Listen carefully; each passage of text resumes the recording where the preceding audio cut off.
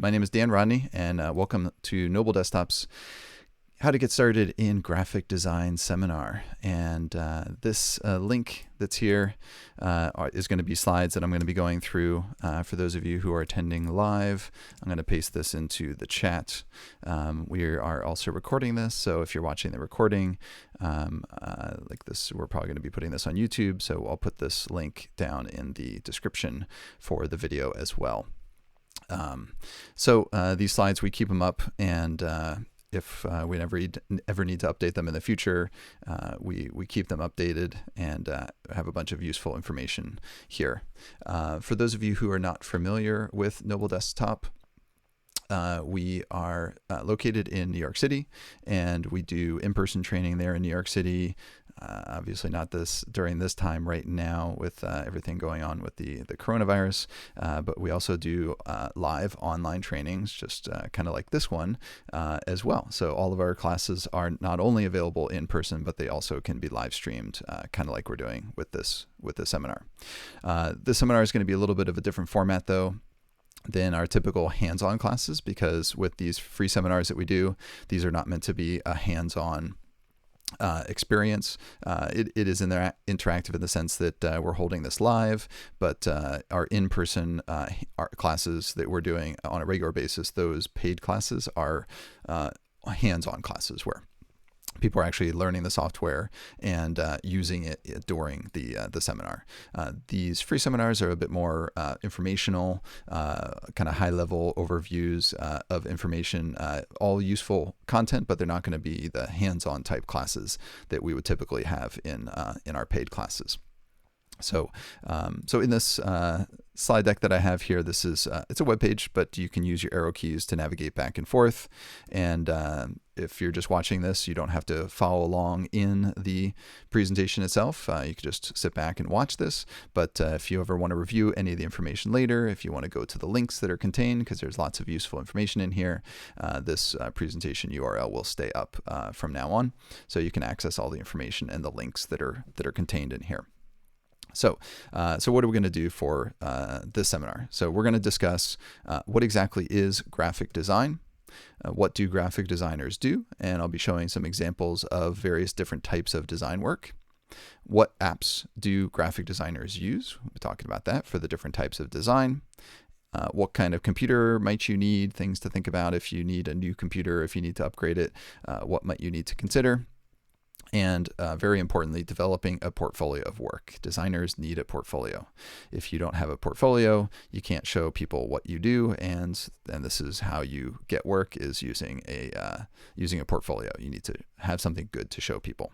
How to get started. So the first thing is you need to figure out what kind of design you're most interested in. As you're going to see, graphic design is a very broad area of a profession. There's lots of different things you can do within graphic design, and so nobody does all of these different things. So you have to decide what is it that most interests you. Then once you know the kind of design you're interested in, what apps are you going to be using? So all of these things are going to be done on a computer. What apps do you need to know to be able to execute your designs? And then there's not only the practical thing of how do you build something, but the bigger question of what should you do?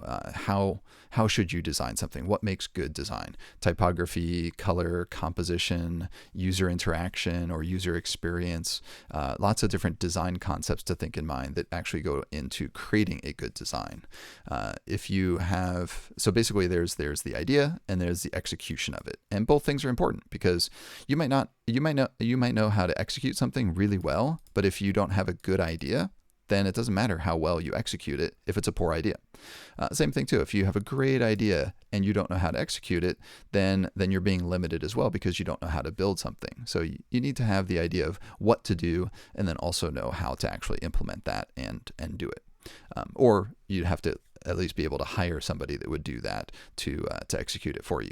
Sometimes that happens. Some people are, once they get really good in design and they become directors, they might be an art director, and then they have people under them that will actually execute their designs, and they're mainly focusing on the idea behind things. Practice, practice, practice. I'm going to drill this in. You need to get good by practicing. The more you do the design, the better you're going to get. It's important to study, but it's also important to execute.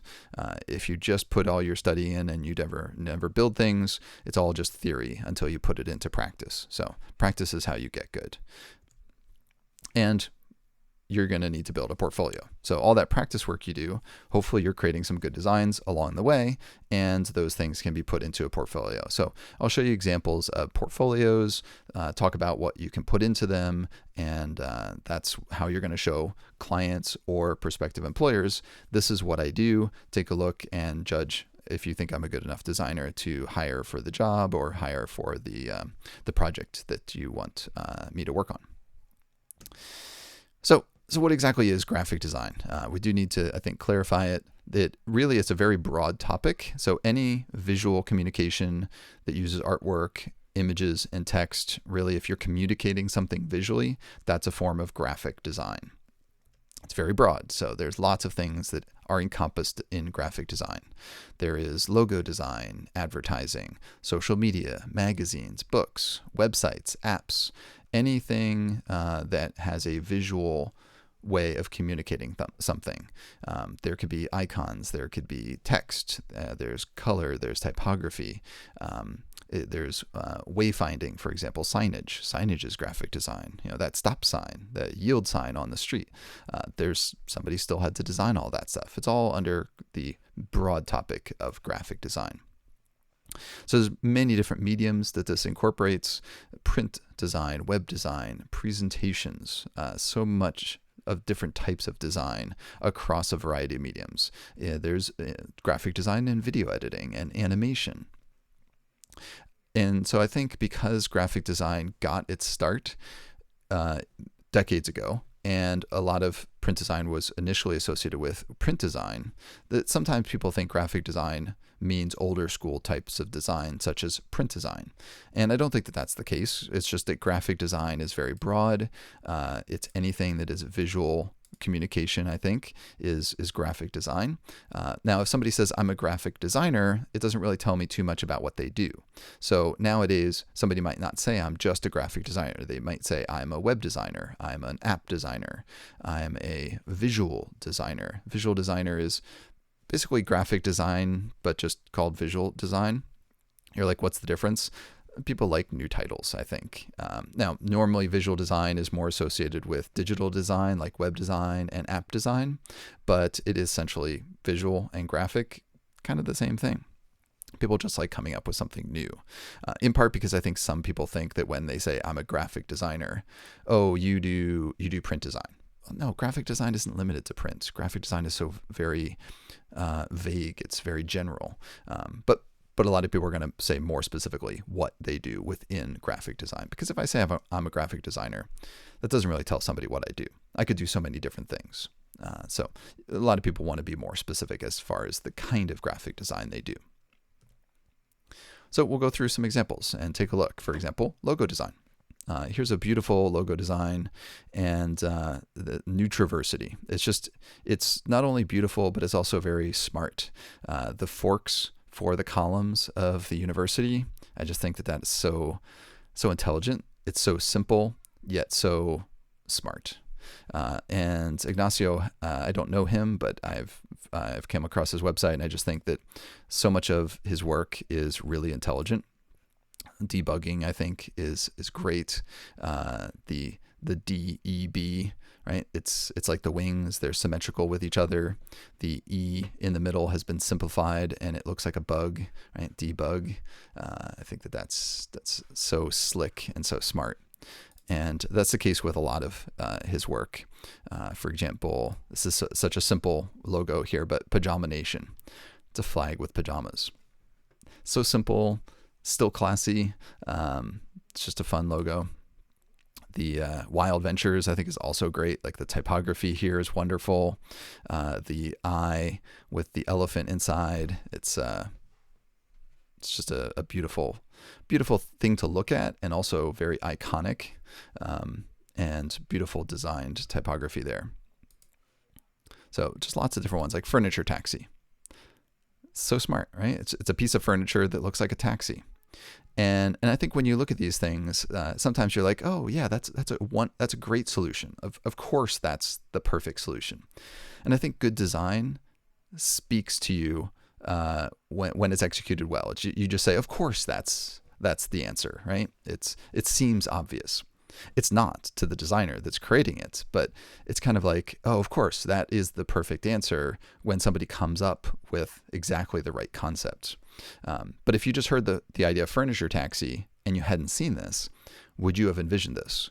Coming up to these solutions is not always as easy as it sounds. It's obvious when you see it, but is it obvious if you just heard it?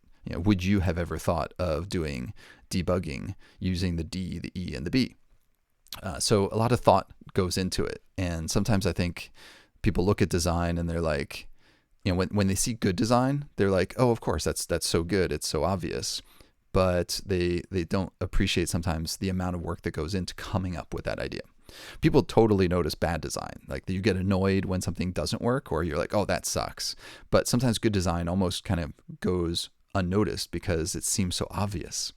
It's not, but it's almost like, oh, of course. But it takes a lot of work to come up with these ideas.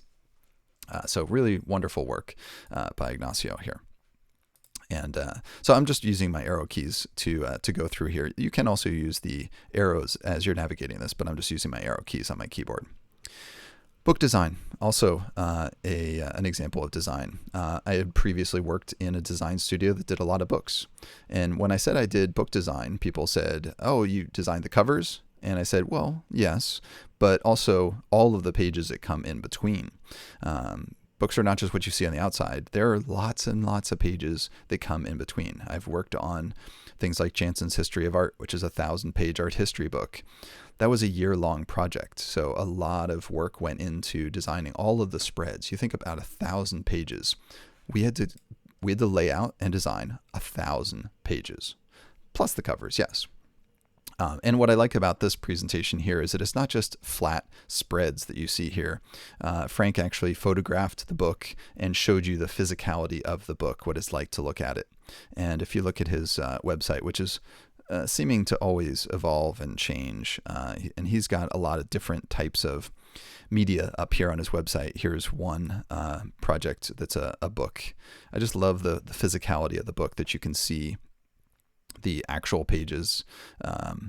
It's not just something like this. Like this is an app, so he took a screenshot of the app, but it's not just taking like a screenshot of the InDesign layout and taking some nice clean thing. It actually looks like a book sitting there that required some photography skills to present it, and it's a nice piece of work there.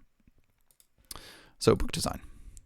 Social media graphics. You sometimes take for granted the images that companies are posting on their social media. Somebody had to design those, choose the colors, choose the photography, the typography, put it all together. And so in this case, this website, Dare to Know, they post social media awareness graphics and people can download them. So they create them and then people can download those or share them on their social media to kind of spread certain messages. And so every once in a while, they're posting different images up here for different topics that they want to spread the word about. And so somebody goes through and designs these graphics and posts them here, and then other people can share them. So it might not be something that you're distributing to end consumers. It might be something that you're just giving to a company for them to post. But somebody needs to design those, whether it's for Facebook or Twitter or Instagram, whatever those current social media is. Somebody needs to design those graphics. PowerPoint. So presentation skills. That is something that a lot of people don't think about. And tons of businesses, they run their business off of PowerPoint. When you think about getting new jobs, sometimes there's a pitch and those pitches are presented with PowerPoint. So some businesses are very reliant on PowerPoint presentations to gain business and to communicate ideas. And it's a thing that a lot of people kind of just say, it's PowerPoint. You just launch it, use a theme, and there's a lot that can be done with PowerPoint. It's one of those apps that I think gets a bad rap especially from designers, because it's not an Adobe program, and a lot of designers use Adobe programs, and we'll get into that more later. But they use things like Photoshop and Illustrator and InDesign. A lot of designers will snub their nose and just turn up their nose and say, it's PowerPoint, it's Microsoft, I don't want to use an Office program. But PowerPoint itself is a very powerful program. It can do a lot. And if you think that its design is cheesy, that's just because maybe you're tired of the built-in templates. But you don't have to use a built-in template. You can completely customize your own presentation. You can choose whatever graphics, typography, layouts. And in a case like this, every single one of these slides is completely custom designed. There is a look and a feel to the whole presentation that gives it a cohesiveness. But this doesn't look like just any old presentation that you've seen before, because it was custom designed. So if you see a bad PowerPoint presentation, it's not PowerPoint's fault. It's the designer that created that, or that there wasn't a designer that created that. Maybe it was just somebody that just chose one of the default templates and used a template that you've seen a billion times before.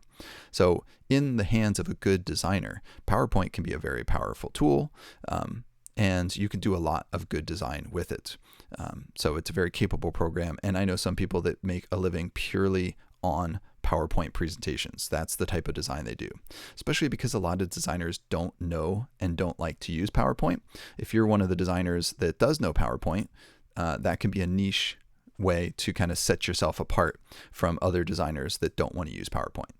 Some designers are just like, no, I draw the line at PowerPoint, I don't want to use it. So PowerPoint design.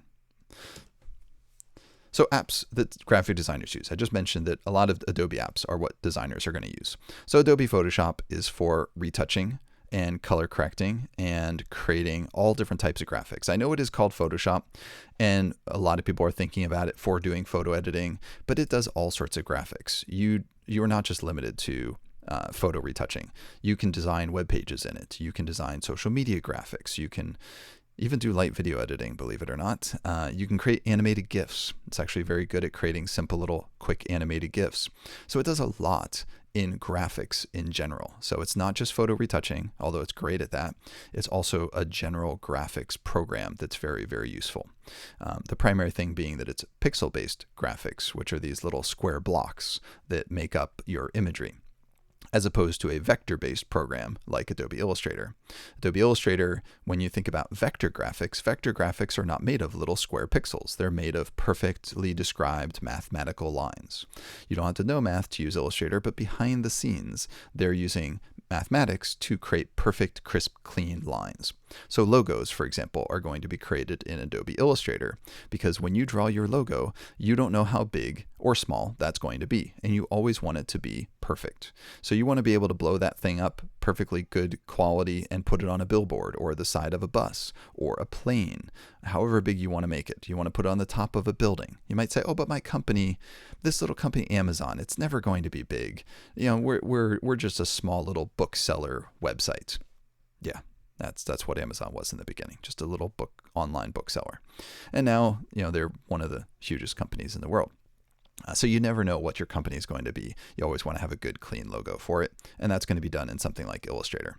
So Illustrator does things like logos and package design. A lot of interior designers and fabric designers use it. So fashion does a lot of patterns in Illustrator. Packaging uses Illustrator. It's good for drawing iconography. So if you're going to put an icon in your website or your app, Illustrator can also be useful. So a good general graphics app for drawing and creating things that are more graphical rather than photographic. So graphical, I mean like an icon, a logo, things that are kind of crisper, cleaner type graphics, ones that can scale infinitely. And then Adobe InDesign, which is for doing page layout. So it can create something as simple as a business card or stationery or an envelope, but it can scale all the way up to huge books. So InDesign is where everything kind of comes together. Typography and graphics and photos and everything. It's kind of the meeting place where it all comes together and is primarily focused on print.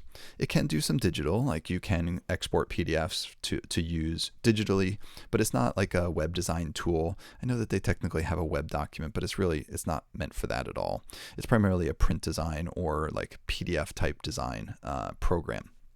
And so if you're creating books and magazines and advertisements and brochures, if you're going to output it as a PDF or if you're going to print it, InDesign is a great program. It's kind of king of typography. So if you're doing a lot of typography, InDesign is the place to do it. It handles type beautifully with lots of controls. And if you're doing multiple pages, again, InDesign is the place to be for doing multi-page documents. I did list PowerPoint here. I know some designers might not list PowerPoint, but it is a niche. It's an area that a lot of designers don't know, and so it could be a way for you to set yourself apart from the average designer if you know PowerPoint and you have good design skills. You would be amazed at how many companies need good designers for PowerPoint because a lot of designers don't know PowerPoint. They don't want to know PowerPoint, and so if you know PowerPoint and you're a good designer, you're going to be part of a small group of people, and that could be something that you can have as a positive on your side. So we do have ways that you can learn graphic design, of course. We have a certificate program, which you can do either live in person in New York City or live online. If you do it live online, by the way, during this coronavirus time, you can actually come back in and sit in on the class in person. We're giving people, we've extended it. Normally it's a 6-month period, but we've extended it up to a year during this time because of the coronavirus. And so you can take it online, and then within the next year, you can come back in either in person or online and do it again. These are all live, interactive, hands-on programs that we're doing here. Unlike the seminar, which is a lecture style seminar, this is a hands-on certificate program. And in here you learn InDesign, Photoshop, Illustrator, and then in the graphic design bootcamp, that's the conceptual part of what makes good design. So what should you do for color and composition and typography? And you'll do different projects like a logo project and social media graphics, and you'll actually start to create projects that you can use in your portfolio. So first you have to learn how to execute things on the computer, and then you can start to think about what you want to do and then actually execute those ideas with your newfound skills in these various programs. Now, there are other different types of graphic design, so that's kind of our high-level program of graphic design. It's a good, well-rounded program with the fundamental 3 apps that people use, but we do also focus on certain areas of graphic design. For example, user interface or web design. So UI or user interface is it's how things are going to work on a digital product, such as an app or a website. So UI, user interface. So when somebody says I'm a web designer, that does specifically say I do websites. If they say I'm a UI designer, I don't necessarily know if they're a UI designer if they do apps and websites, or if they do one or the other. You know, maybe they do both. Maybe they just do apps. Maybe they just do websites. It depends. So UI could be an app, or it could be a website, or could be anything that has an interface that people use on a digital product. And you're going to design layout, typography, color, composition, just like you would as a general kind of graphic designer, but specifically here we're talking about the type of thing. So if I'm a UI or a web designer, that means that I don't do print design. You know, if I just say I'm specifically a web designer, I would not expect a web designer to have print design skills. So I would not expect that a web designer knows Adobe InDesign, for example. Sometimes people say UI design, sometimes they say visual design. It's the same thing, in my opinion. It's the same thing. Okay, so if they say I'm a visual designer, if I'm a UI designer, it's the same thing, just different terms for the same thing. When you're designing something digitally, it's one of the cool parts is it's not like print, where you have to print something on a page and it's static. It doesn't move, it doesn't animate. So with interactive design, right, the user interface design, web design, visual design, whatever you want to call it, you have people interacting with a product. There can be animation, there can be video. So if the user clicks on something, something can happen. So there can be like a timeline of a sequence of events of the user clicks on this and then this thing shows, and then the user clicks on this and then something else shows. So that whole animation and interactivity is a very different mindset than a static medium like print. There are going to be core things that are shared in terms of like, if you know what's a good composition, if you know good typography, if you know good color, you can transition those kind of skills between something like print and web design. But there are new dynamics to think about when it comes to web design. So I know you've all been browsing the web and you've seen websites before, but let's take a look at these with the mindset of looking at it from the designer's point of view. So it's all about thinking about. I feel like most people, they look at the web every day, but they don't necessarily think about it when they're using it. It's like you're driving on roads. You don't really think about who designed those roads and how they made them. So here, first of all, the color scheme is a nice color scheme. It's a nice, primarily monochromatic color scheme. Everything's pretty much blue. There's a little bit of animation that's nice when I move my cursor around the screen. That background animates a little bit, which is nice. But there's also some user interaction elements here. They try to keep the layout simple. Web development, mobile development, product design over here. And when I mouse over, something reveals itself. So in interactive design, you don't have to show everything from the get-go, right? Like here, there's a menu that I can mouse over to see more options. I don't have to see them all. Under development, oh, there's a lot of development things that I can choose from. I don't have to see them all. As I scroll down, there can be tabbed areas. So I can click on something to see additional stuff. So somebody had to think about, do we want to call out all of these things and make sure that everybody can see these without having to interact? Or do we want to group them together and make people click on these things? It's possible that somebody might not click on this and they might not see that. But at the same time, this is easier to scroll past to get to the next thing. So you do have to think about what information you want people to see right away. For example, testimonials. Do you just focus on one or do you show a bunch of ones? They can still go through additional testimonials, but if you saw a ton of testimonials, maybe you wouldn't read them quite as much. Maybe it helps to focus people's attention on one testimonial at a time. So lots of things to kind of think of. Excuse me. Lots of things to kind of think about. There could be fun elements that are, it's not a practical thing, it's just a fun thing. When I click to enter my email, all those little pieces kind of zoom in. Let's see that again. Just kind of zoom in. So it's just for fun, just for a nice, friendly user experience. Right. So it's kind of fun. Let's take a look at some other sites here. Stripe. Stripe has a beautiful website here.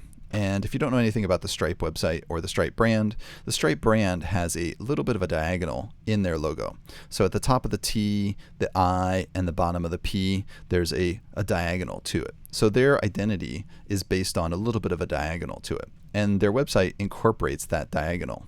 Not to the point where it's too much, but they do use those diagonals to create some visual interest. Not everything, though, is going to have a diagonal. So down here, you get back to more of a straight kind of grid. And so sometimes they have diagonals, but they didn't want to overdo the diagonals for everything and make you sick of it. So they slipped them in a little bit to kind of keep a cohesion for the whole design, but they didn't overwhelm you with it. Sometimes if you do too much of a good thing, you get sick of it. Like if you love something to eat and you eat it every single meal, every single day for the rest of your life, at some point you're going to get sick of eating that particular thing, even though you loved it in the beginning. Same thing with a visual motif like a diagonal. If you do it too much, it'll get boring. But just enough gives you some visual interest.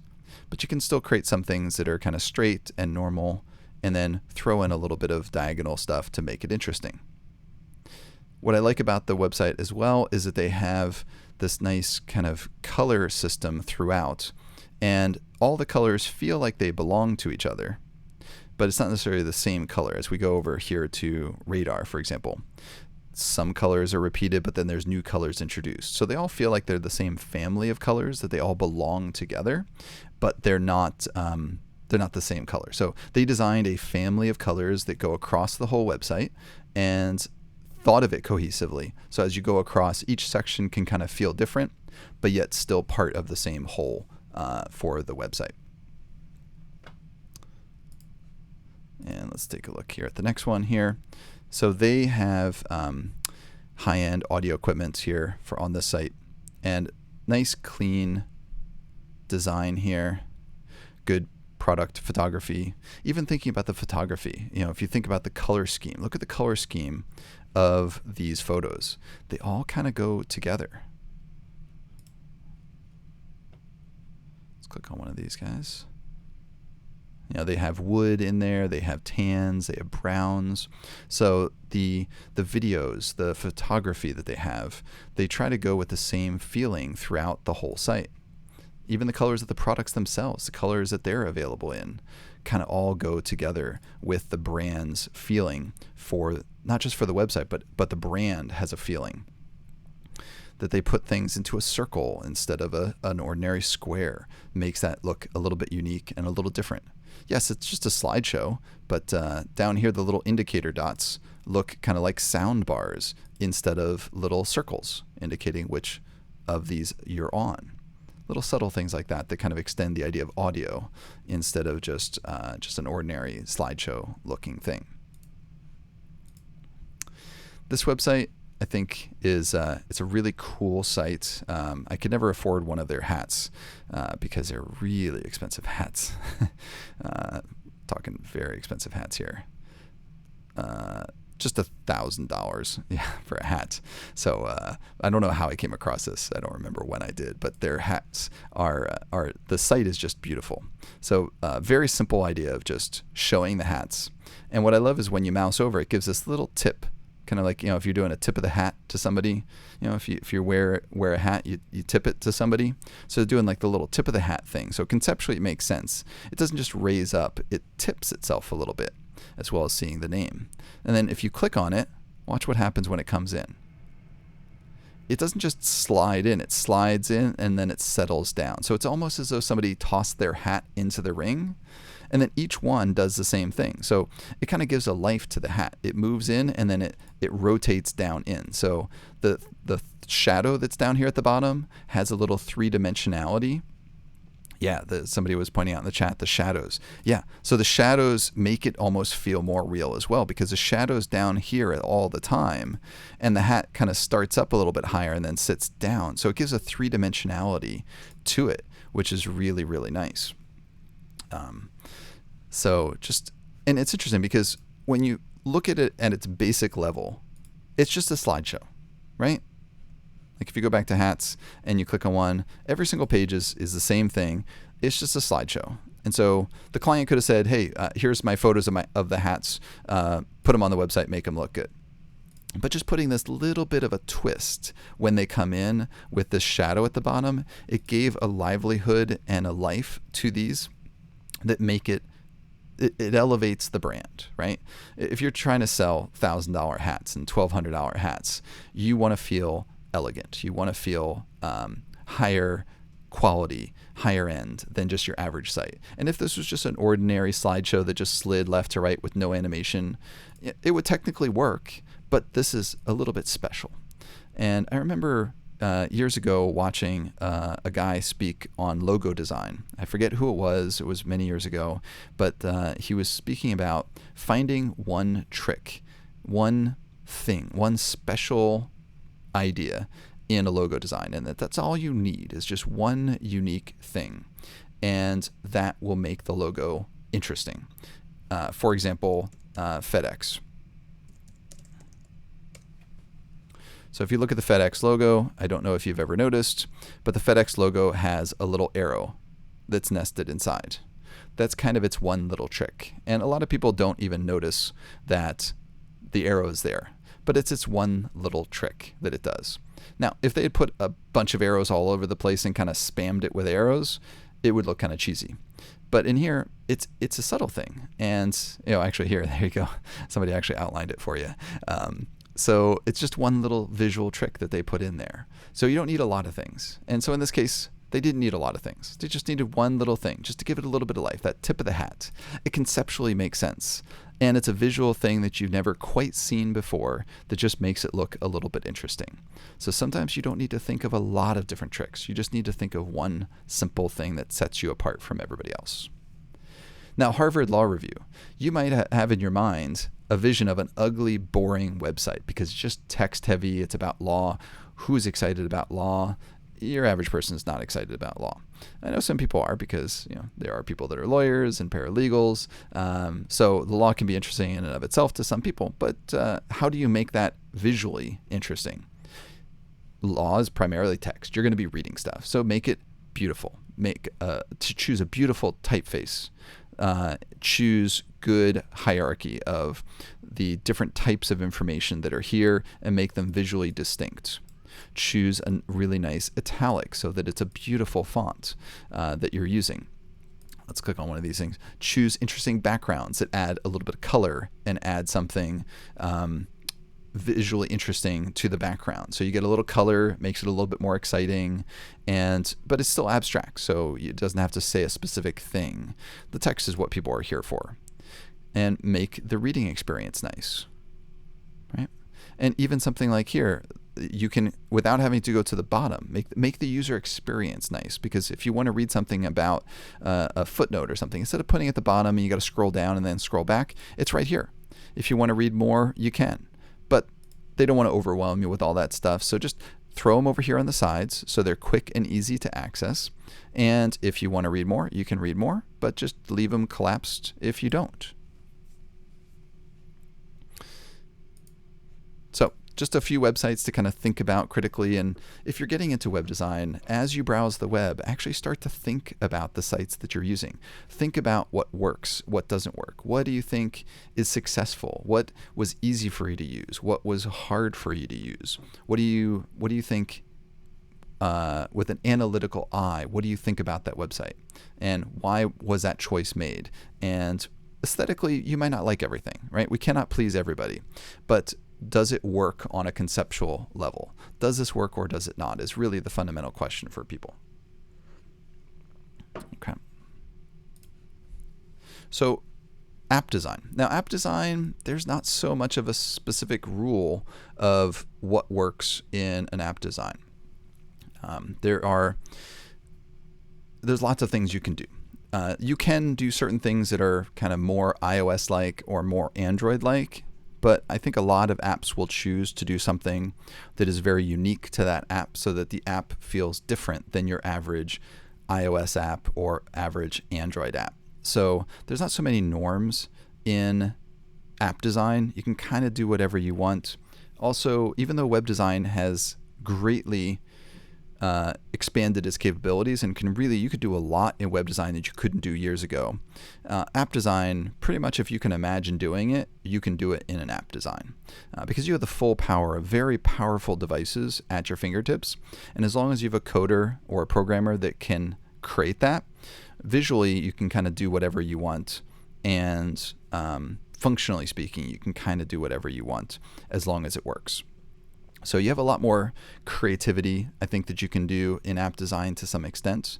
Yes, like I said before, there are some norms of things you shouldn't do in apps, but I think you'll see a lot more variety in app design than you do to some extent in web design to some extent.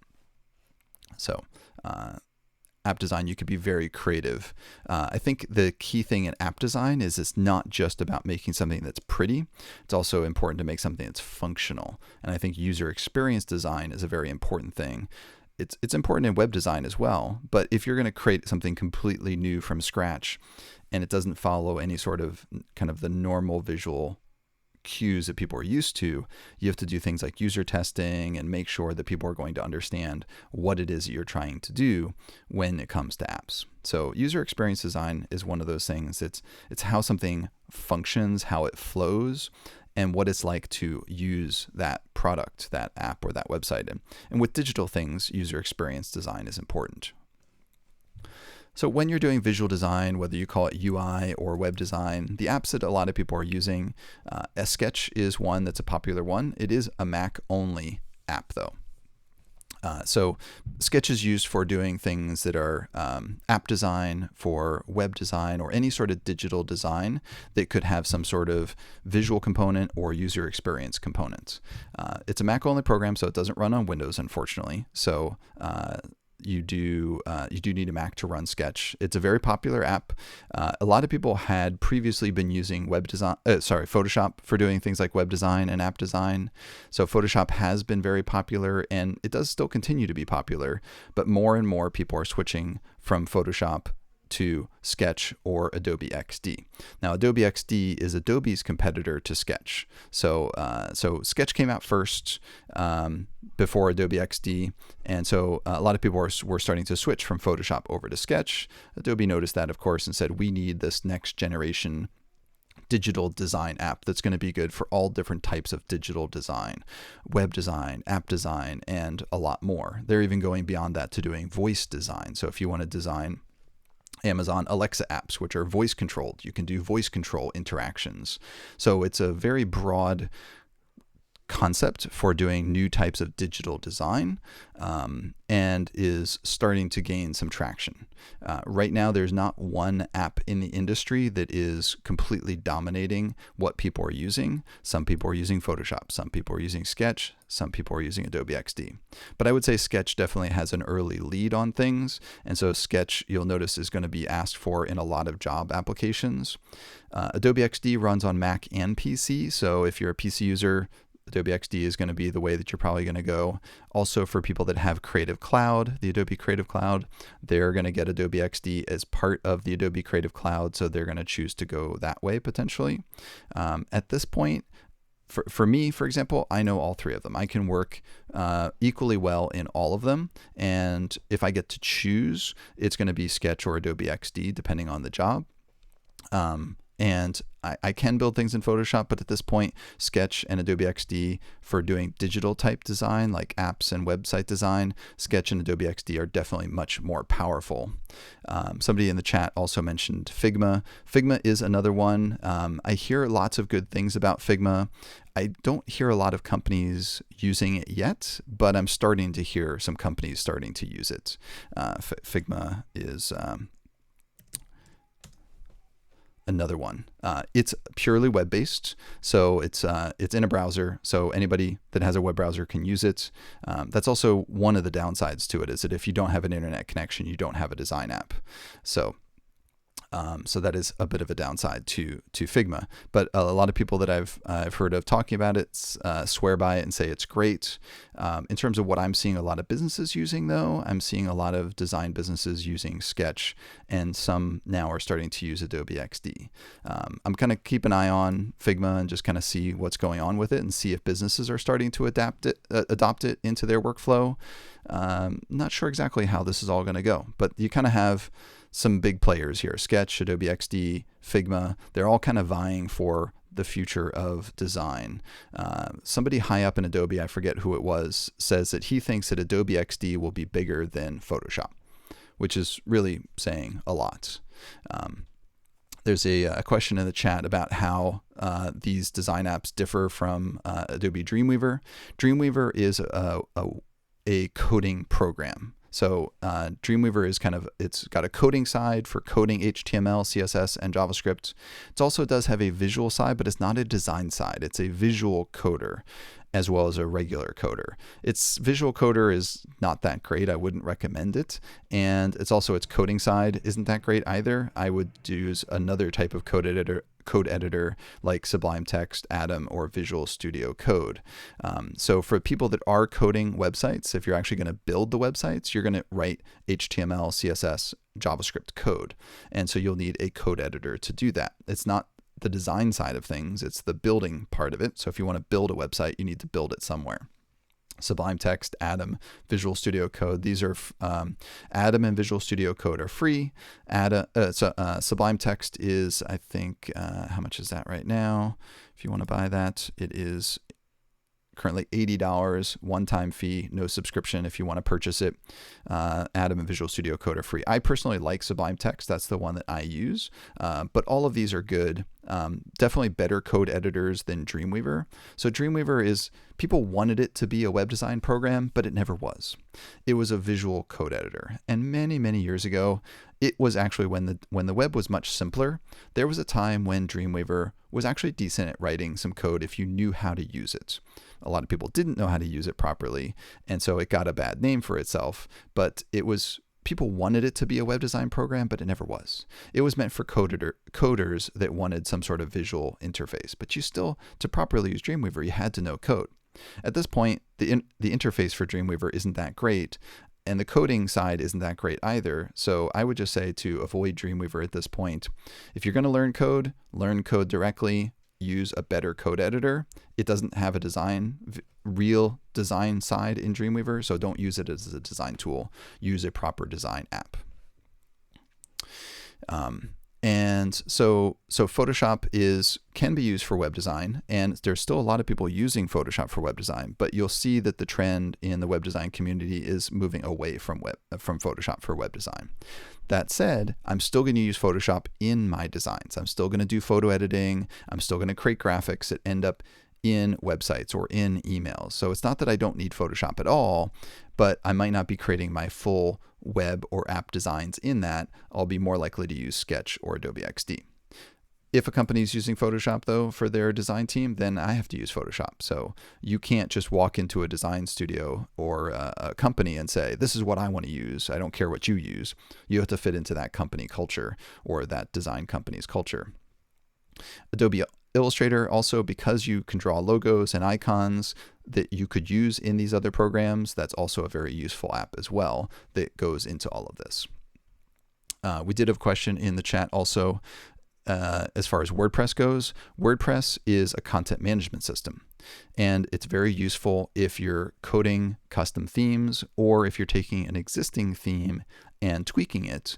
But WordPress is how you build a site. It's not how you design a site. So when it comes to design, you're going to design it in something like Sketch, Adobe XD, or Photoshop or Illustrator. You're going to design it there, and then you're going to code it up. You're going to custom code that using a code editor. You could then put that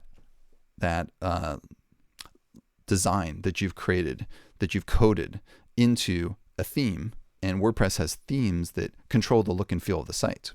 And so with that WordPress theme that you custom code, you can make a website, use that theme. And if you ever want to redesign the website, you redesign the theme, you change the code of the theme, and you can update the whole site.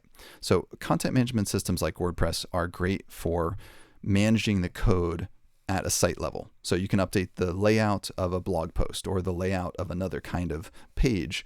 And when you update that theme, that layout that you have, you can update it across many pages. But it's not a design program. So WordPress is useful for building websites, but it's not useful for designing websites. So it kind of brings you to, should you learn to code? It's a good question. I think that web coding skills are useful for designers. Doesn't mean you have to be a coder all day long, but I think that understanding how the web is built is a useful thing for designers. Code is just how it works, how the web works. So I think understanding code allows you to better understand how the web itself works. Doesn't mean you have to be an expert coder, that you have to be the person building the website. But when I see really good designers, a lot of them are familiar with the basics of how code works, and they kind of understand the process that they're going to design, and then the coder is going to have to turn their design into code. And if you understand something about the coding process, you can also communicate to developers better, because if you're the designer and then somebody else has to build the website, you have to hand off your design to a developer, and they have to execute it. So if you can communicate with them better, if there's ever any issue, if something needs to change, the better you can communicate with that developer to get across what needs to change, that's going to make your designs turn out better, because the developer ultimately implements your design and actually makes it function. And you want them to take your vision and execute it properly. It also, the more you understand about what you can do with code, you understand what's possible from a designer standpoint. So you want to make sure that what you can do in a design is something that can be executed by a developer. You don't want to design something that can't be built. Also, if you don't realize that there's some cool new functionality that you could take advantage of, you might not be designing for that experience. Years ago, for example, you could not do custom fonts on the web. So this custom font that I have in here, years ago, I couldn't do it. I was restricted to just a few fonts. If you didn't know that web pages got upgraded to do custom fonts, you would not be using custom fonts. You'd be sticking with the same old fonts that everybody had been using for years. So knowing the capabilities of the web, even if you don't know all the code of how to implement it, but you just know the capabilities and kind of what the web can do, you can design to take full advantage of what the web is capable of.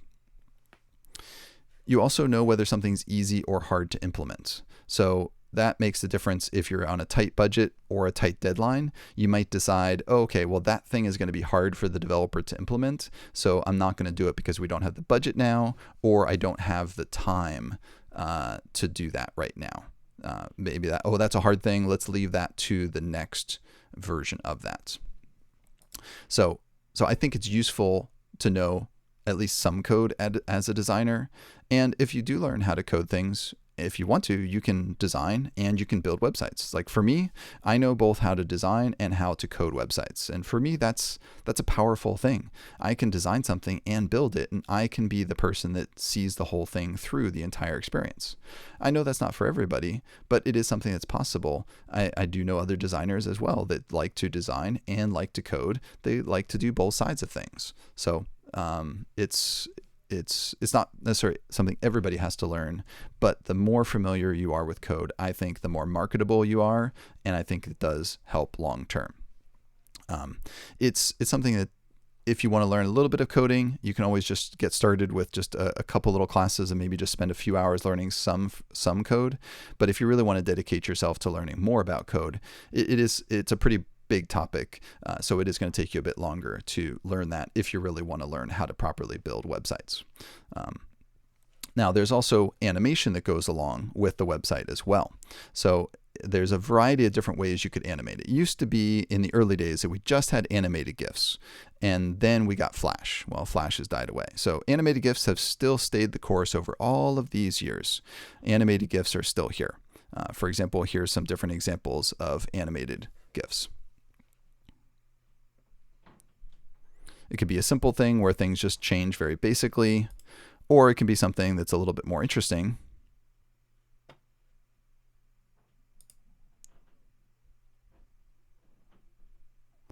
So animated GIFs, and here's something even more, a little more complicated here with things moving in the background.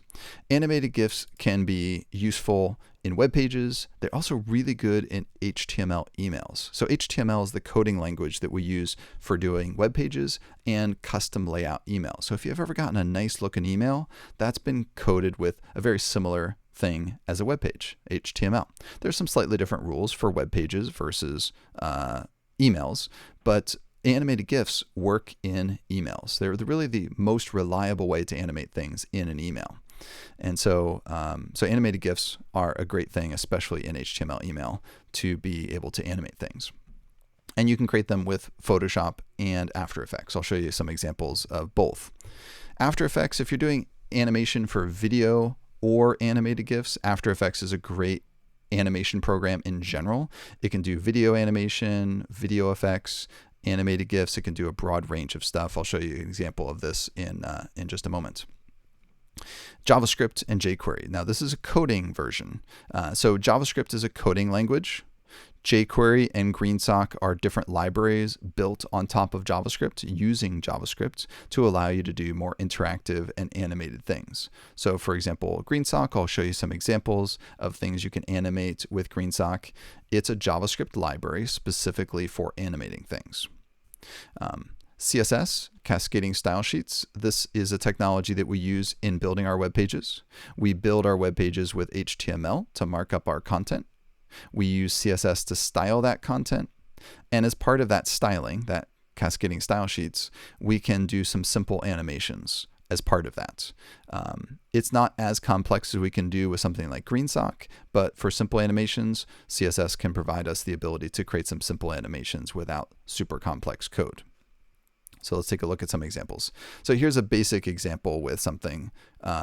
This animated GIF was created with Photoshop. And this, I think, is the classic idea of an animated GIF, of showing a picture, showing a picture, showing a picture. That's fundamentally what an animated GIF is like, that you show a picture and then you show another picture. It can be a lot more complex than that. But if you want to create a simple little animated GIF like this, Photoshop is a great way to create an animated GIF like this. Now, this is a way more complicated type of animated GIF. This would be virtually impossible to create in something like Photoshop. Photoshop is good at simple little animated GIFs like the previous one that we saw, but Adobe After Effects is where it's at for more complex things. So with all of these things moving and animating, After Effects is definitely how you would create something like this. Now, After Effects can create not only animated GIFs, but it can also export this stuff for video as well. So if you want to create social media videos or YouTube videos, anything for online video distribution, whether it's TV, movies, social media, YouTube, whatever it is, After Effects is kind of king of animation and video effects. It's a very popular program. Lots of people are now learning it because there's just been a huge surge in demand for video. More people are watching YouTube than are watching regular traditional television in terms of the amount of hours that people are watching. So demand for video just keeps increasing and increasing. You look at social media, you look at your Facebook feeds, you look at TikTok, you look at these different things. Video is the now becoming more and more the preferred format. So animation programs like After Effects, which allow you to do animated videos, are becoming more and more in demand. And we're definitely seeing a lot of demand in people wanting to take that class because online job descriptions are now asking for people to know After Effects.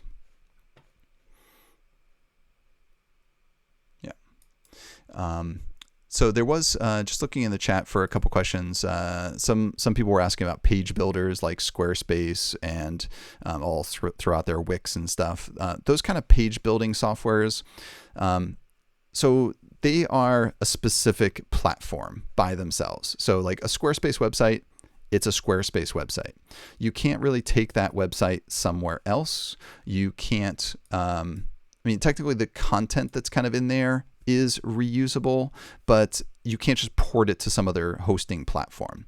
So when you're using something like Squarespace, you're going to work within their platform where they give you specific controls that they offer. They let you customize X, Y, and Z, and that's it.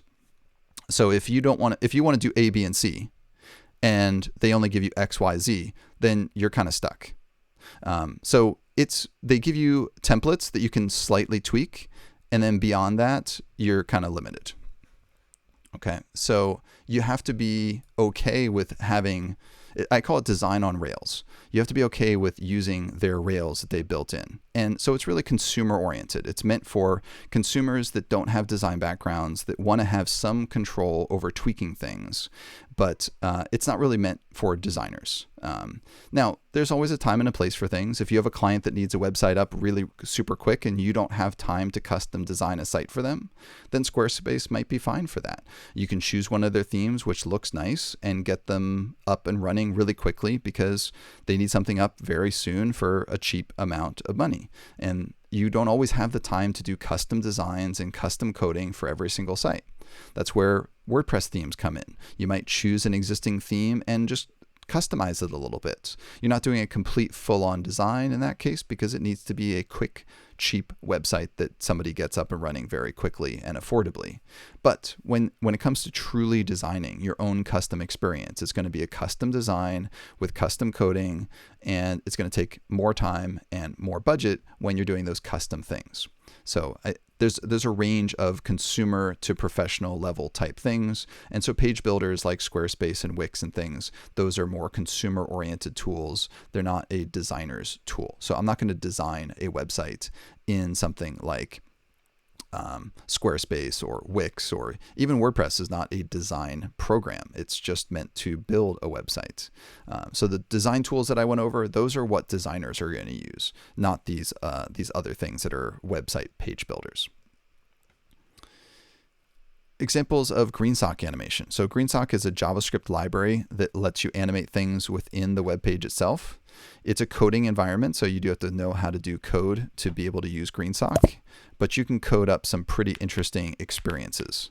So here there's a little bit of sound effects that are in here, which are cool, but just look at the smooth motion of this. So the frame rate's really smooth. Now, for those of you who are watching this on Zoom, I'm not sure how high the frame rate's going to be as I'm going through this.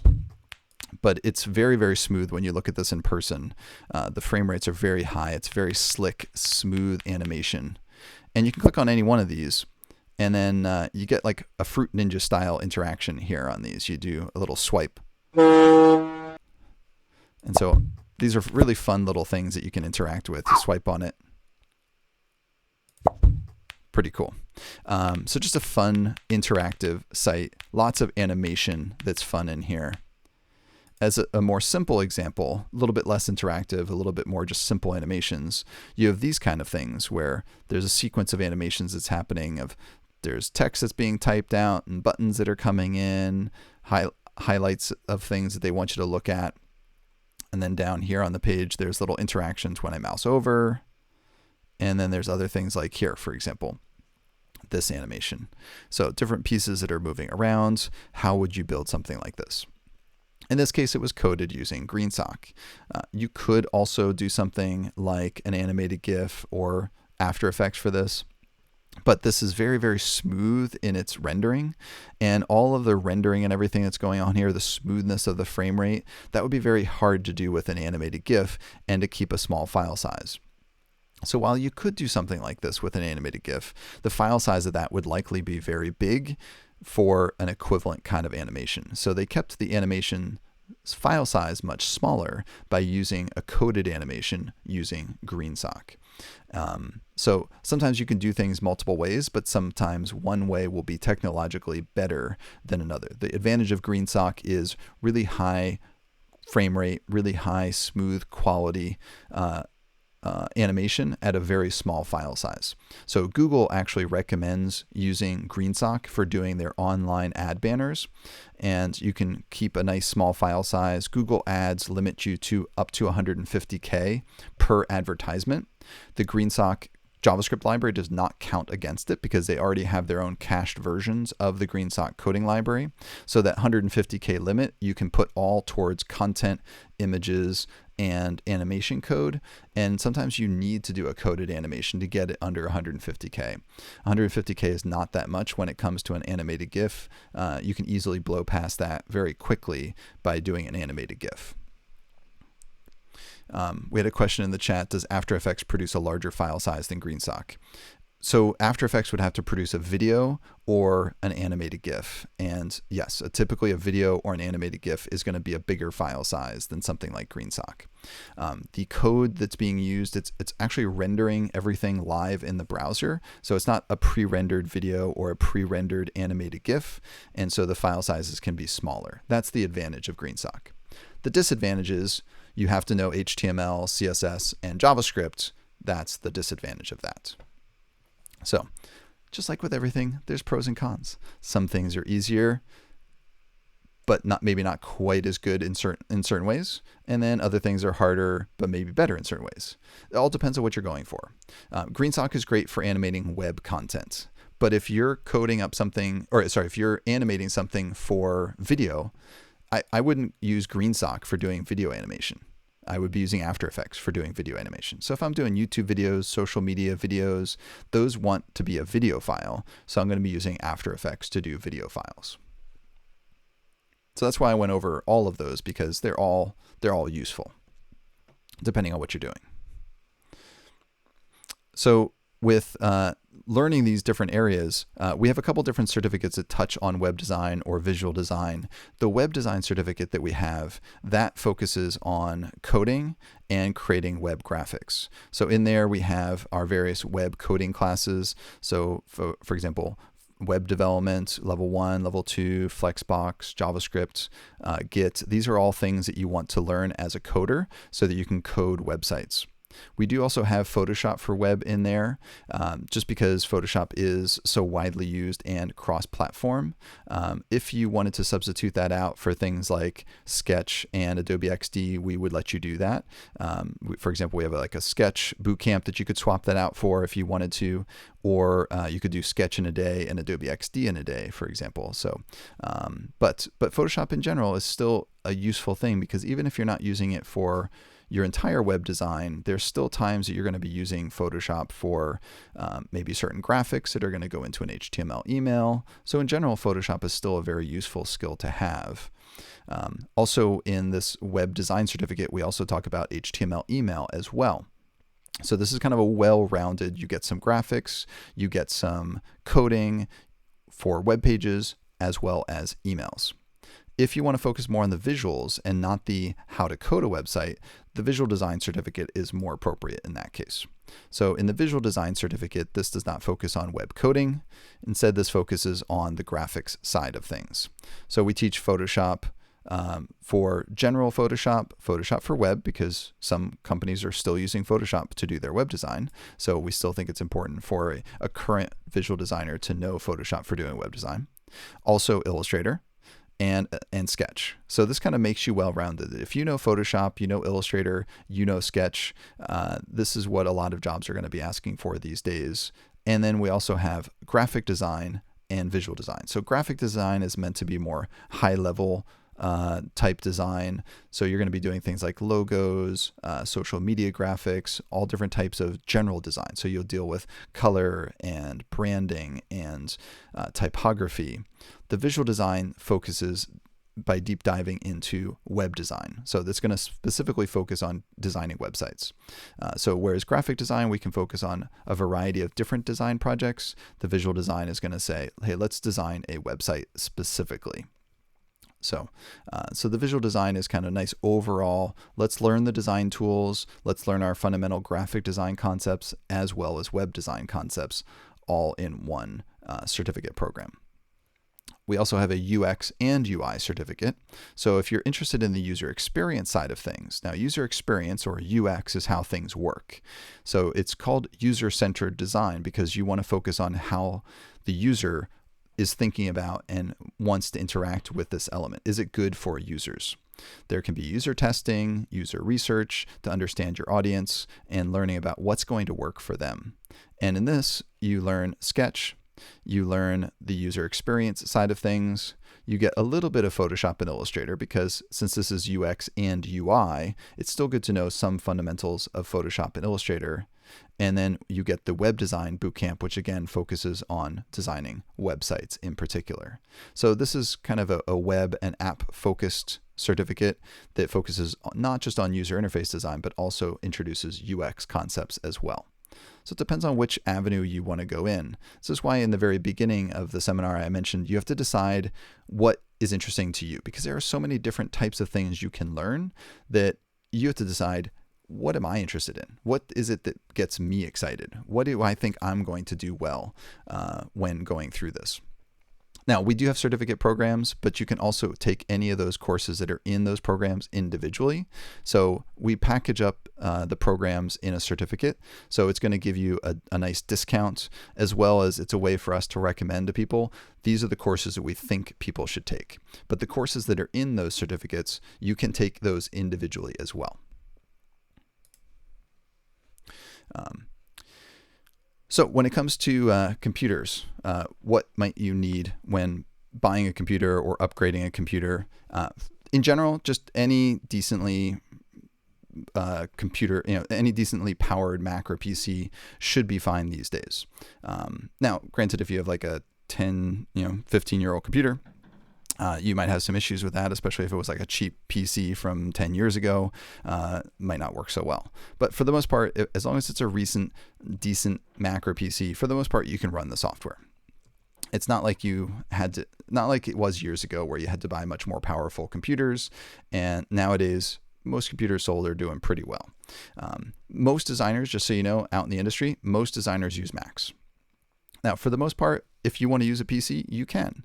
But just know that most designers and most design studios are more Mac-centric. Personally, I know Mac and PC, so I personally prefer a Mac, even though I know how to use a Windows computer. And I am a designer and a developer, and so I do personally prefer using Macs. But for the most part, most apps are going to work both on Mac and PC. Now, there are some apps like Sketch, for example, or Apple's Final Cut Pro, which is a video editing program.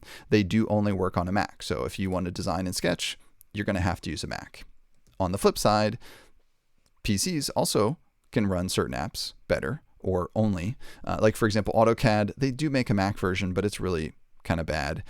If you're doing AutoCAD, which is doing some computer-aided design, so if you're doing like interior design or product design where you want very specific designs for things like designing a room and you want to size things out, AutoCAD just runs so much better on a PC. I wouldn't even consider running AutoCAD on a Mac. And PowerPoint, you do have it on a Mac and a PC, but PowerPoint just clearly runs better on Windows. There are certain features that are only available on the Windows version of it, which is kind of ironic because PowerPoint used to be a Mac-only program before Microsoft bought it, which is kind of funny. But nowadays, since Microsoft bought it and they made the Windows version better, if I was doing a lot of PowerPoint, especially for companies, and most of those companies are running Windows, PowerPoint does run better on a PC. But with those exceptions, for the most part, most, like all the Adobe apps, they run equally well on Mac and PC. So for the most part, you can run it on either Mac and PC without too many problems. And just so you know, so I had, while I did just recently upgrade my computer, I have been running all the latest software, all the latest system on my 2013 MacBook Pro. So I had a 15-inch 2013 MacBook Pro. So that's from 2013. So that was 7 years old, and it was still running all the latest software from Adobe, all the latest Mac OS. It was 7 years old, and it was still running decent. I had 16 gigs of RAM in it, but so that's not a tremendous amount. It was a good amount at the time, but not a tremendous amount, and I've been able to run all the software on it. I did recently upgrade to a new computer because the battery and the keyboard were starting to fail after 7 years of use, but for the most part, I was still able to run all the software. So you don't have to have the most insane, highest-end computer. Certainly any computer sold virtually nowadays, as far as a Mac goes, is fine. On Windows, I would just say don't go with the super, super cheap Windows machines. Do get, like if you're going to do graphics apps, get something with a decent video card. Don't go for like the cheapest integrated graphics if you can afford to get one with like a proper video card. I would say that the biggest thing that people should look at is making sure that they get what's called a solid state drive, SSD. So a solid state drive is a much faster hard drive. So instead of the old spinning regular hard drives, which were more prone to failure, regular hard drives were just slow. New SSDs, or flash memory, sometimes it's called, the SSDs are just so much faster. Nowadays, a lot of laptops are going to pure SSDs, and it's just the difference between booting up a computer in a few seconds versus like a minute or two. It is so much faster to launch programs, to do anything on your computer. So if you can get an SSD instead of a regular hard drive, definitely do it. Apple still does sell like an iMac, a low-end iMac with a regular hard drive that has no SSD in it. I would never buy that. In Apple's computers, just as a specific thing unique to Apple, they do an in-between thing where they fuse together an SSD and a hard drive. So hard drives are good because they're big storage capabilities and they're cheap. That's the good thing. The bad thing is that they're slow. SSDs, the great thing is they're fast. The bad thing is, for getting a big amount of SSD, it costs you a lot of money. So to be able to fuse them together and use a little bit of SSD for the speed and some hard drive for the size of the drive, you get kind of a good bang for your buck. So if you get one like an iMac or something, or a Mac Mini with a Fusion drive, it kind of gives you the best of both worlds. You're going to get the speed of an SSD for your operating system and your apps, and then you get a big hard drive in terms of size. You're going to get a lot of storage. Most of that storage won't be super fast, but for most of your data files, you don't need a lot of speed. Apple's going to optimize it so it puts your system and your apps on the SSD part and puts your files on the hard drive part. On Windows, you don't have that option. On Windows, it's either an SSD or a hard drive, so I would definitely go for SSD whenever you can. Hard drives are just so slow, I wouldn't get them at this point. You're gonna kick yourself if you buy just a regular slow hard drive. Also, as a designer, make sure you get what Apple calls a Retina display, or the rest of the world calls like a 4K or a 5K monitor. These are nice high-res displays. And it's kind of like comparing, to some extent, like if you think about black and white monitors versus color monitors. If you buy a black and white monitor, you can't see color. The same is true for a high-res display. If you buy a low-res display, you cannot see things in high resolution. What high resolution means is its sharpness. So if you buy a low-res display, the pixels are physically big. You're not going to see as much detail in that display. When you buy a Retina or 4K monitor, you're going to have a lot more sharpness and a lot more detail in it. And when you're doing things like web graphics or even print graphics, you want to see things in a higher resolution. It's going to look a lot better. They do cost more money, but it's definitely worth it. This is where everything's going. Everything's going towards high res. It's just a matter of when everything becomes high res monitors. It's not a matter of if, it's just a matter of when. So prices do keep coming down, they keep coming down, but definitely as a designer, go for the higher res monitor. You will not regret that. Somebody in the chat is asking if they have an older computer, is there something they can do to upgrade it? You do have to look at the system specs for whatever app you're going to go with. So if it's Sketch or if it's whatever app like the Adobe apps, you have to look at the minimum system requirements. If you're just meeting the minimum system requirements, you will technically be able to run the app, but it might not run the best. Definitely adding a bit more RAM can help to speed up your computer. But if you fundamentally have kind of a slow computer with a bad graphics card, there's not too much you can really do to upgrade that. But if you're very low RAM, like if you only maybe have like 2 or 4 gigs of RAM, consider adding some RAM if you can, and that might help to speed it up so that you can run more programs at the same time. Also, am I going to get to this later? No, I might not get to it later.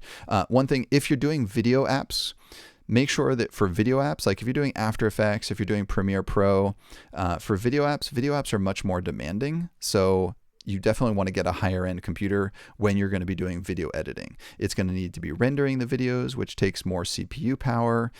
Also, they graphically need more power, so make sure you get a better video card when you're doing it. For example, don't get an integrated graphics video card. Make sure you get one that has a dedicated video card. So you just have to look at the specs to try to get one that's got a bit more RAM, got a bit more CPU power, and has a better video card. So portfolios. We talked about apps that people need to use, concepts about how these things work. People need to start doing the work and building a portfolio. So before we talk about what goes into the portfolio, let's take a look at some example portfolios. Here's just a variety of people's work that we can take a look at. So here, as I just scroll through here and I'm looking at things like Dropbox, Nike, Instagram, Facebook, already I know that this person has worked on some major projects here, New Balance. So even just looking here, I know that this is a designer that probably does some good work. But I can click on any one of these to learn a little bit more. So we click on Nike and we take a look at some of their work. So they talk about the project details, who the client was. There was a design team, so they know how to work as part of a design team. And we can take a look at things that they did. So they got some early ideas for things. They created a system. Then they created an app.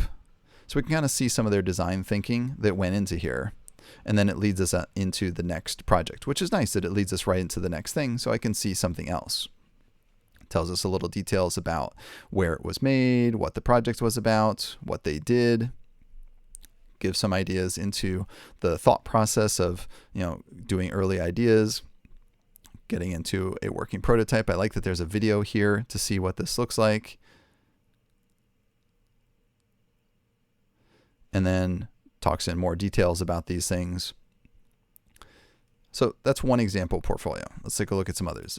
I chose a variety of different ones because they look so different and they have a lot of different types of work here. So one thing I like about this is that they're just big, nice, beautiful examples.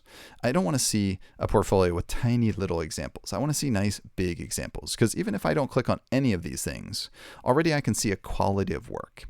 If I click onto an example, yes, I can see more. But already those examples were really nice, big examples of their work without me even having to click. So that's one of the things that I like about that portfolio. Then when I get down to the bottom, let's see what's down here at the bottom, because there's lots of work here. Nice examples, nice, big, beautiful examples here. Let's scroll to the bottom. More projects are down here at the bottom. So then I get a review of the projects and I can say, oh, I didn't see that one. So let me click on that. So it makes it very easy to go to the next project. That's another thing that's important. Make your portfolio easy to navigate. You can't get easier to navigate than this. There's no navigation. You just scroll up and down. Just the biggest examples possible. You just scroll. That's all you do. You just scroll up and down. Nice work. Easy to see. Don't have to click in to see anything more. They just show the work as nice and big as possible. Very easy to use. Granted, you might want to learn some more about it, so they could have potentially made these things clickable to learn more about these things. But to be honest, with the quality of work as I'm scrolling through here, I'm probably going to get in touch with this person, and if I'm interested in their work, ask them more about it, and they can always explain more about it later, because the quality of work is very apparent as I'm scrolling through this. So you can't get easier than just big, beautiful examples. So you don't have to make a super complex portfolio if your work is strong and the work speaks for itself. That's what I liked about that example. Couple more here. This one's a very different feel because it's very project based. So you can kind of go to a particular project, and then if you click on that project, you dive into it and learn more about it. They have some films where you can watch some stuff. They give you example graphics. I like that they show you on a real device. It makes it just a bit more interesting than just showing like a big rectangle of the website, that they actually put it on a laptop. It shows photography skills, or at least Photoshop skills. They might not have actually been putting it into this actual photo. Maybe this is just a Photoshop mock-up, but at least they have some Photoshop skills if they don't have photography skills. You can go to view out the website there if you click on that link. And at the bottom, when I scroll all the way to the bottom, okay, so there's some awards. Very good. Previous project, next project. So again, it leads me into the next project if I want to read more about it. And I can go through. I like that there's a variety of different visuals. They do like the normal kind of screenshot appearance, but then they show it on some devices as well. So it's a nice variation visually of not just screenshot. They show me it on some actual physical devices. And they could have just been purely Photoshop mock-ups, or maybe they actually did some product photography. It doesn't matter. It just makes it kind of visually interesting that's here. And one last one here. There are lots of different portfolios, but just wanted to show you a variety of some. This one I wanted to show you because it's just a very simple portfolio. So you don't have to have fancy portfolios necessarily. You can have just very simple, just show the work, show it nice and large. You can click on it to learn more. In this case, they have a little bit more text talking about that. I like that they show some physical photography of the elements. At any point, I can click on the bottom right corner to get back to the grid of stuff. Although I do think that they could have had maybe a label for that. Not everybody would necessarily notice that that little grid icon is there. And when I get down to the bottom, let's see what happens at the bottom. More projects. So it does lead me into a couple additional projects as well. So you want to make it easy to get from one project to the next. So you're encouraging people to go from one project to the next. So a couple things to think about when building portfolios. Those are some examples of things that you could potentially create when making your own portfolio. So what goes into building a portfolio? Well, when you're first getting started, you're not going to have a lot of stuff. So you want to start with a few things. So maybe like 3 projects. And just know that there's going to be more stuff. You can put more into it later, but start with the best stuff that you have. I would rather have a few really good projects. Maybe have 3 good projects. That's better to have 3 great projects than to have 6 where 3 of them aren't so good. Because if you have 3 of them that aren't so good, I'm thinking 50% of the time, you're not such a great designer. Versus if you have 3 great projects, you're 100% good, even though you only have 3 things. You want to lead with your best work. It can be practical, not practical. It can be practice or fictional projects. Just say that they're a concept. It doesn't have to be a real thing. If I see somebody have a good concept, if they're a good designer, it doesn't really matter whether it was a real project or not, as long as they're a good designer. Some people that are doing real life projects, that they're technically real projects, they were paid for them, they were for a client, but the client has certain restrictions and they can't do a great design job. That's not necessarily good portfolio work. Yeah, it was a real thing, but it really wasn't very good because maybe the client limited what you could do and you couldn't shine. You couldn't show off your true design talent. Maybe you can show off your real design talent in a concept piece. I don't care whether it's real or not, personally. I just want to see good design when I'm looking at things. Now, if it's good design and for a real life project, great. That's the best of both worlds. As an example, I know when I graduated from college, I'll never forget this story. So I graduated from college and I was going around showing my portfolio to different places. And there was a famous design studio, it was a worldwide design studio, and I dropped off my portfolio for them to take a look at. And I had a project that was a real printed project. And in my college, I was chosen as a student that was going to be assigned this real, paid project. So somebody came to the college and said, I have a real project. I want you to choose one of your students. I'm going to pay them and they're going to do a real project and it's going to get printed. It was a CD jewel case. So it was going to be the CD was printed and the case lining was going to be printed. It was a whopping 1-color job because they didn't have a huge budget. That's why they were going after college student work. But I was so excited because I was the one that was selected. I got to do that project. It got printed. It was real. It was my first real printed piece. And I was so excited. I put it in my portfolio because I'm like, this is real. It's real design. I was paid for it. It was printed. It's real. It wasn't really good because I did the best I could do for that client, but it was just one color job. There were certain restrictions that the client made me do. So I did the best I could do within the constraints, but it wasn't a great example of what I could do as a designer. And so when the person reviewing my portfolio looked at it, she said, why is this in your portfolio? And I told her the story and how, it was my real first work. And she's like, it's the worst thing in your portfolio. It's not that great, basically. I forget exactly what she said, but she basically gave me the idea that that's the worst thing in my portfolio. And even though it was real, I probably shouldn't have it in my portfolio. She didn't say it in that many words, but I got the picture. So I would rather have good work than real work. So I'd rather have a whole portfolio of conceptual pieces that are going to blow me away.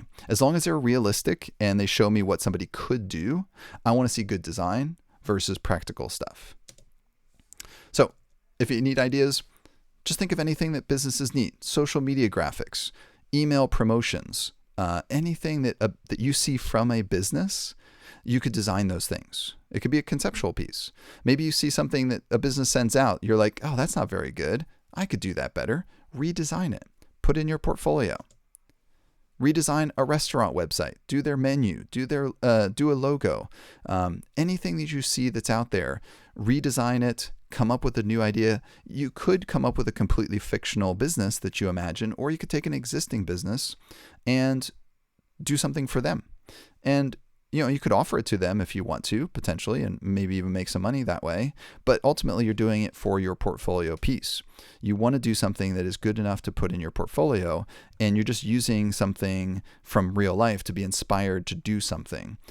Find practical projects. If you want to get a job, if you want to show clients work that you've done to try to get them to pay you to do that, think of the things that you want to be doing and do those things. Okay. And so this is going to work regardless of whether you're doing it for potential client work because you want to get a client to hire you, or whether it's going to be for a company that you want to get a job for, because you want to show anybody that you can do these things. If you're going directly for client work, they want to see examples of what you've done for other people so that they can imagine what you're going to do for them. Okay, so always kind of think of the purpose of, are you trying to get client work or are you trying to get a job at a company, as far as how you kind of present this within your portfolio. And ultimately, if it's something that interests you, that's going to make you more excited and you're going to want to do it more. So choose something that you're passionate about or something you're interested in. So for example, Jonah Shrogan, he graduated from our web design certificate, and he created a bunch of websites now since then and worked on a bunch of different projects. But when he was going through our certificate program, he learned how to do these things. And then he created this website called Boast for Best of Astoria. So Astoria is Astoria, Queens. I used to actually live in Astoria, Queens, and it's a cool neighborhood in Queens, and there's a bunch of stuff to do. And so he created a website for things to do in Astoria. Boast, Best of Astoria.nyc. It's a great domain name that he got, by the way. And he just designed this website, and he's got a blog running on there, and it's things you can see like, okay, you want to go to eat in Astoria? Well, here's places you can go to eat. Here's the best Brazilian place. Didn't even actually know that there were Brazilian places in Astoria, but it's a classically Greek area. It used to be, I don't know if it's still true, but it used to be the second highest population of Greeks outside of Greece. Very high Greek population. I think it's changed since then, but still a lot of Greek influence in that area. So the best Greek places that you can go to eat. Want to go get a drink, you can go to drink and check out the best bubble tea in the area. And so it's a cool thing that he was interested in. He actually put out questionnaires to people, gathered the information, collected it, made it useful, and put up a blog. And this is something that people are using in Astoria to learn of things to do. And it was something that he learned a lot along the way, and it's a real thing. And the thing is, if you're interested in a topic, whether it's your local area or something, if you're interested in it, when a client is talking to you or a prospective employer is talking to you and they want you to tell them something about the project, you're going to be able to speak passionately and knowledgeably about that area that you're interested in. Like, for example, one of my friends on Facebook, she's really into knitting. And so if she was getting into web design, for example, I would say create a website for knitting, because you love knitting, you know all about knitting, you're going to really know what would make a good knitting website, and that should be something that you should do. So choose something that interests you, and maybe it's a real thing. Maybe it becomes like an actual thing that takes off and becomes its own thing. For example, Unsplash.com. Interesting story behind Unsplash. This was created by a design studio. The design studio had some extra leftover photography, and they just thought, oh, this is a shame that it's going to waste. Let's post it on a website. We'll call it Unsplash, and we'll just let people download it for free because we're not going to use it for anything. So let's just make up this website, post it there. And then they let other people submit photos there as well. And so more people started giving photos, and more people started giving photos. And now this is just a place to get nice, free, high-res photos. There are tons of photos on here, so many photos. So first of all, as a designer, this is a useful thing for you to know, unsplash.com. But also, Unsplash raises money. So they raised over $7 million to do more stuff. So they're now a venture capital based thing. Oh, look, they raised over 10 million of funding. This side thing, I think, is probably bigger than the design studio that created it originally. So it's kind of crazy that this like little side thing became a big thing. Now, I'm not saying that that's going to happen to your little side thing. Like the Best of Astoria website is probably not going to be a $10 million website, but you never know. And the idea is just that if you do something that's interesting, maybe it has a life of its own, but it gives you a reason to want to do it and maintain it and talk intelligently and passionately about that project to employers and clients. And you learn a lot, and you're willing to see it through because it's something that's interesting to you.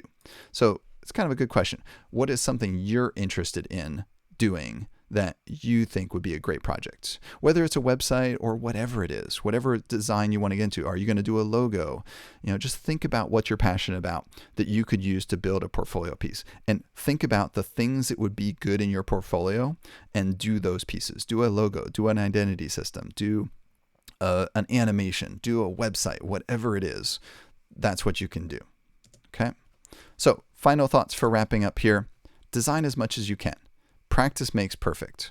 The more you do, the better you're going to get. And have fun. Design is a cool thing. It's a fun medium. Animating, creating graphics, it's an awesome thing. It's a fun, enjoyable thing. That's why designers like our jobs. It's like we like doing what we like to do.